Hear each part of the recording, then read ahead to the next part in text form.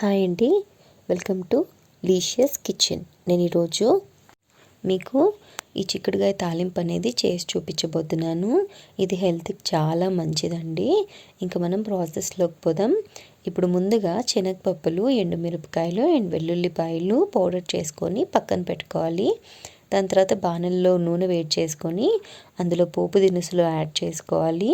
ఈ పోపు దినుసులు కొంచెం వేగిన తర్వాత మనము ఒక 2 ఎండుమిరపకాయలు తుంచుకొని దీంట్లో యాడ్ చేసుకోవాలి. దాని తర్వాత ఒక 3 వెల్లుల్లి రెబ్బలు కూడా యాడ్ చేసుకోండి.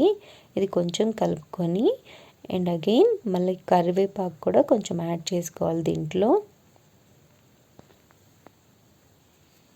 ఈ కరివేపాకు కూడా కొంచెం కలిసే వరకు నీట్గా కలుపుకోండి.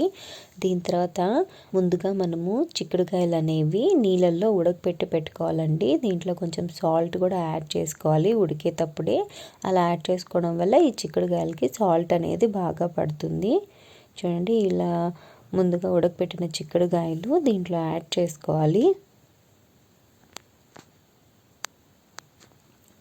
ఈ చిక్కుడుకాయలు మన హెల్త్కి ఎంతో మంచిదండి. డయాబెటిక్స్ ఉన్న వాళ్ళకి షుగర్ లెవెల్స్ అనేది కంట్రోల్లోకి వస్తాయి. బీపీ కూడా మనకి నార్మల్ అవుతుంది. ఇది చాలా మంచిదండి. బీన్స్ ఫ్యామిలీలో దీన్ని కొన్ని దగ్గరలో పందిరి చిక్కుడుకాయలని, కొంతమంది చిక్కుడుకాయలని డిఫరెంట్ పేర్లతో పిలుస్తారు. బట్ ఇది మాత్రం హెల్త్కి చాలా అంటే చాలా మంచిదండి.